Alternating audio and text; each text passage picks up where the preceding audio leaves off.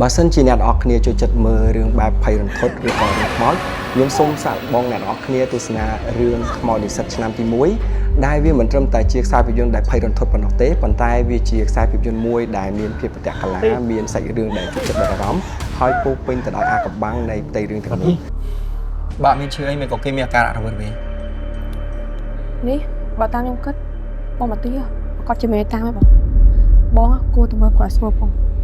រឿងនេះបងវាមិនធម្មតាណាបើតាមអារម្មណ៍ខ្ញុំ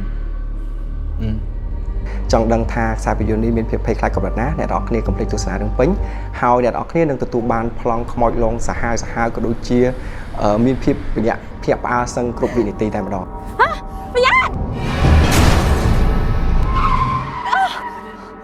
ហើយសម្រាប់រឿងមួយនេះគឺយើងផលិតឡើងដោយ Smile Media Film យើងនឹងនាំយកខ្សែភាពយន្តដែលមានគុណភាពសម្រាប់អ្នកនរអគ្នានៅក្នុងការទស្សនា